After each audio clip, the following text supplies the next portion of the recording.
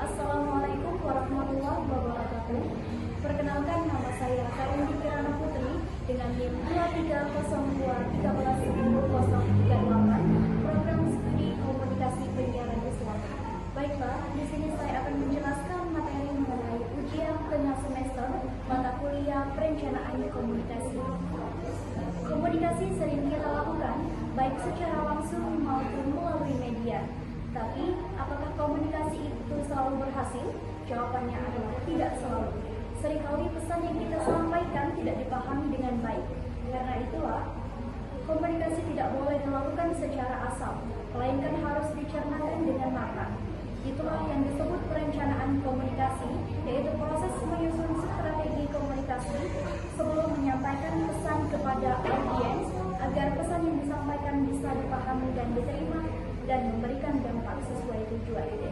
Perencanaan komunikasi lahir dari beberapa kebutuhan, yaitu 1. Adanya program dari organisasi, lembaga, atau pemerintah yang harus disampaikan secara terstruktur. Kedua, untuk keperluan pencitraan organisasi atau tokoh tertentu. Ketiga, untuk menyadarkan masyarakat bahwa tidak semua informasi yang mereka terima itu benar. Keempat, untuk memanfaatkan media dan software seperti Simak dalam menyampaikan pesan secara digital. Komunikasi yang tidak direncanakan bisa menyebabkan kesalahan informasi, bahkan menimbulkan konflik. Di negara berkembang, komunikasi ini diperarah karena program sering berubah dan sistem komunikasi belum stabil. Selain itu, negara berkembang juga sering mengalami information flow, yaitu ketidakseimbangan arus informasi dari negara maju yang mendominasi. Sejarah dan information flow. Konsep ini muncul sekitar tahun 1970-an saat negara-negara berkembang seperti India melalui Indira Gandhi memprotes ketimpangan informasi.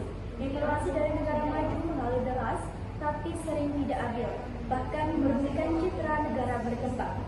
Information flow berarti arus informasi yang tidak seimbang, baik dari segi isi, volume maupun alat.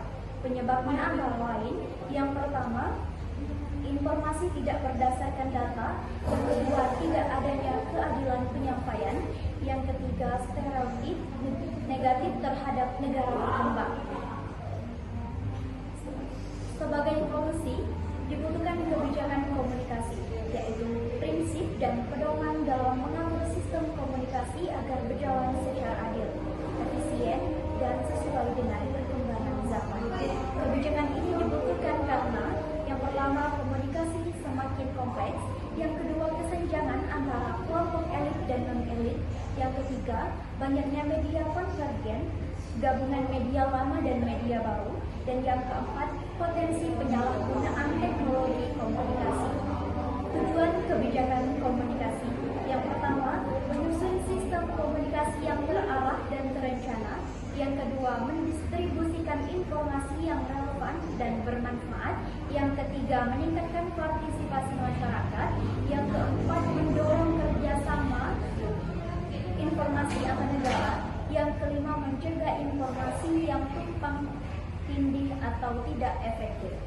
Kebijakan ini bisa bersifat implisit melalui nilai budaya atau eksplisit melalui undang-undang seperti UU ITE dan regulasi KPI.